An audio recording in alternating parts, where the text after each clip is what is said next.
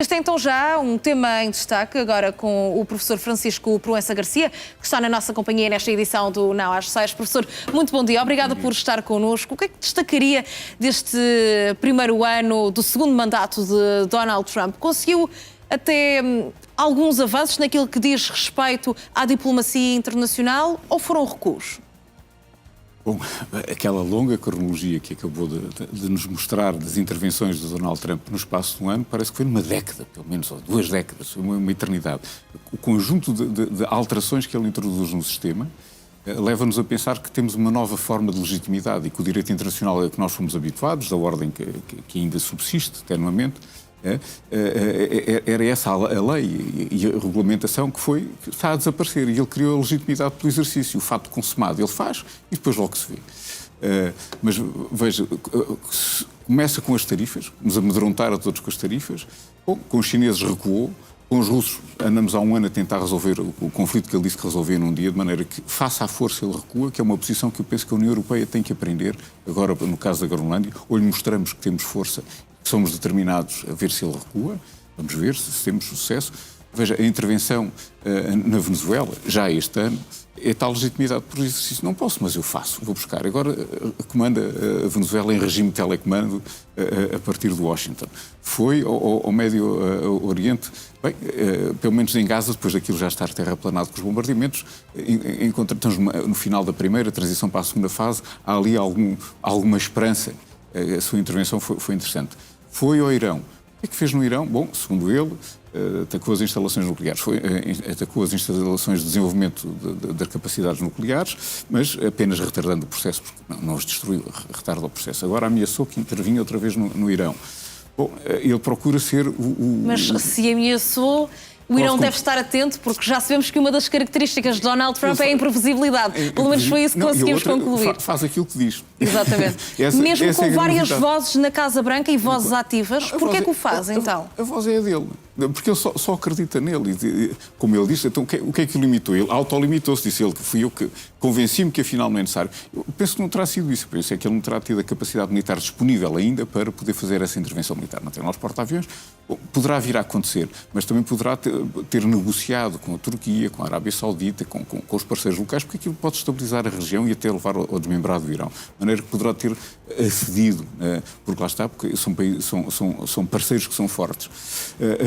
Agora, em relação à Ucrânia, veja, com esta situação toda da Groenlândia, e hoje em Davos, em princípio ia-se falar sobre a Ucrânia, mas o nosso problema agora é a Groenlândia e a nossa soberania. Quer dizer, os ucranianos são muito importantes para nós, estão a combater e a morrer por nós, a dar-nos tempo para nós nos organizarmos, mas é a soberania da Europa que está em causa, de um país europeu. De maneira e mais do que nunca agora a União Europeia deve unir-se, mas como é que o pode fazer se acaba por haver ainda vozes também já agora dissonantes nos 27? Ao longo da história da União Europeia falámos sempre nas suas debilidades, nas suas fraquezas, e que é agora que vai desaparecer. Tem saído sempre mais fortalecida. Veja, temos que encontrar formas de integração, e tem que ser agora, formas de integração mais fortes, digamos assim. Não digo uma federação, mas temos que ser mais integrados. Já temos a zona do euro, já temos o espaço Schengen, temos que ter, eventualmente, umas forças armadas. Se ele quebrar a Aliança Atlântica, as organizações internacionais são como as pessoas. Têm um período áureo, nascem, desenvolvem-se, mas também desaparecem. Desapareceram muitas ao longo da história. Se a Aliança Atlântica desaparecer no formato em que nós entendemos, bom, do outro lado ainda temos o Canadá, não é? Os norte-americanos podem sair, ficamos muito debilitados, mas temos um legado de doutrina, um legado de estrutura de comando, faltam-nos depois alguns meios. Bom, mas se tiver que desaparecer, desaparece. Eu não acredito que vá desaparecer, eu penso que é uma forma de pressão dele sobre nós, está muito psicológica esta ideia. Ele hoje fez um post muito interessante, colocar a bandeira na Groenlândia estabelecida em 2026. Isso é muito a componente psicológica, temos que jogar com essa componente também. E temos que mostrar firmeza, coisa que não mostramos até agora. Falou nas tarifas, veja, nós no verão nas tarifas andámos ali aos avanços e aos recuos e acabámos por aceitar quase. Bom, nós temos armas económicas muito poderosas para lhes fazer face. Vai custar a todos, mas estamos a assistir a um redesenhar de uma nova, que está em construção, a nova ordem internacional, e depois é isso muito, é o regresso da força, como já vimos, e se nós temos muitos homens e temos muito equipamento.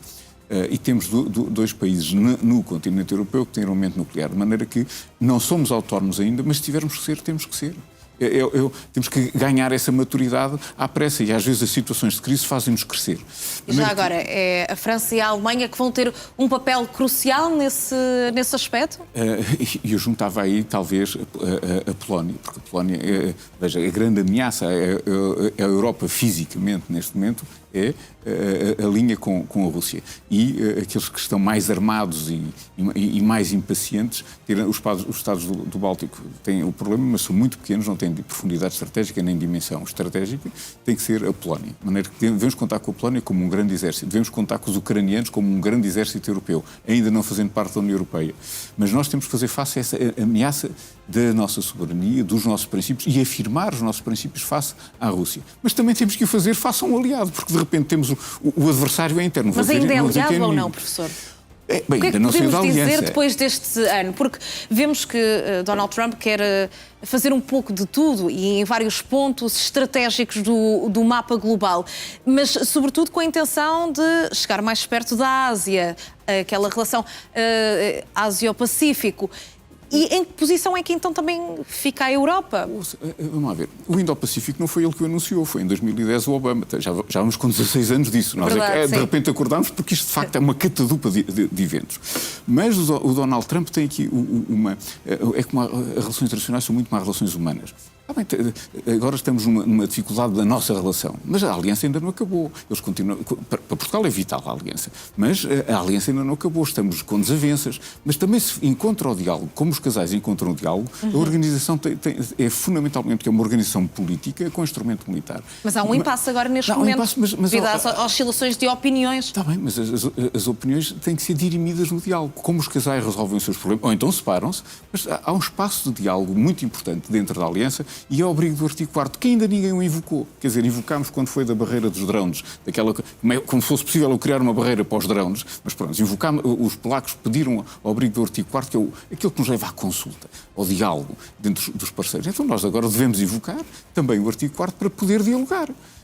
Bem, se não houver solução... Bom, então, mas veja, ele é agora, e depois as tarifas que ele impõe aos países europeus, não conhecendo como funciona a União Europeia, penaliza os 7 ou 8 que mandaram para lá uma força de reconhecimento para depois se instalar, e depois em junho ou julho passa para 25%. Ou seja, é ele próprio que nos está a dar tempo. De maneira que esse tempo tem que ser aproveitado para nós negociarmos e para lhe mostrarmos firmeza. E dizer assim, nós precisamos muito de si, mas o senhor também precisa de nós. Precisa de nós para... somos um grande mercado comercial, temos tecnologia, temos cultura e agora temos a ligação com o Mercosul e temos alternativas. Se não funcionar consigo, podemos nos aliar a outros parceiros, como a China. Já que falei em Mercosul, hoje o ambiente é tenso em Estrasburgo. Deixe-me só perguntar-lhe sobre a Groenlândia, porque utilizou uma palavra que acredito que seja chave em todos os processos de negociações. O diálogo, a comunicação, vai ser suficiente para conseguirmos colocar um ponto final nesta questão da Groenlândia? Ou parece-lhe que vai demorar ainda muito mais tempo a resolver? Vai demorar tempo a resolver. Eu espero que ele não use a força. Se ele ocupar a Groenlândia... Qual a probabilidade? Bom, vindo do Donald Trump, vai de 0 a 100, não sabemos. É aquilo como ele acordar com a disposição de manhã, não sabemos. Se esse evento acontecer, bom, a Aliança Atlântica tem que rapidamente reunir e debater a situação. Quer dizer, eles não deixam de ser tropa da NATO, não pode haver confronto entre aliados. Aí partemos para a violência doméstica. Mas mesmo a violência doméstica tem solução. E se nos casais se encontra a solução, porque é que nós não vamos encontrar essa solução dentro das organizações internacionais? Agora temos que mostrar firmeza dentro da União Europeia e dentro da NATO, mostrar que, bom, o senhor tem mais a perder se entrar neste diferendo do que a ganhar. Porque fica debilitado, precisa de nós para o Indo-Pacífico. Quer dizer, veja, a França é um país multicontinental, a Inglaterra ainda tem a Commonwealth, nós ainda temos a lusofonia, temos agora a ligação com o Mercosul. Bom, ele precisa muito de nós também para o Indo-Pacífico. A União Europeia tem uma estratégia também para o Indo-Pacífico. Não temos capacidade militar, não temos a capacidade militar dele, mas também temos alguma capacidade militar. Nós temos quase 2 milhões de homens, temos é que nos organizar. Se nós nos organizarmos, se nós mostrarmos firmeza, eu penso que ele vai, pelo menos, ficar mais contido. E se depois partir o desastre pior, é ele anexar e haver uma ruptura da aliança. Mas se houver ruptura da aliança, há sempre solução. Ele está fora da equação. Bom, e nós temos que crescer, é como o filho que sai de casa aos 18 anos e agora como é que eu vivo com o meu pocket money? Olha, vai trabalhar e vais Arranja crescer. a solução. Tens que arranjar uma solução. As alianças também morrem. Isso é que é importante, nós temos a noção. E vimos isso ao longo da história, não é? Isso é muito prejudicial para nós, mas temos que encontrar uma solução se esta desaparecer. Veja, é o próprio Donald Trump que agora criou um novo Conselho para a Paz, à margem das Nações Unidas, onde ele traz quem é que ele é que manda na organização, ele é que decide. Vamos ver como é que isso funciona. Ou seja, nós temos que ver que o sistema internacional está a mudar substancialmente, o regresso da força está em força e isso vai ser determinante e nós não podemos mostrar fraqueza, mesmo que sejamos fracos. Não podemos mostrar fraqueza. Professor Francisco Proença Garcia, muito obrigada pela sua positividade também e o resto de uma boa semana. Muito obrigado e uma boa semana.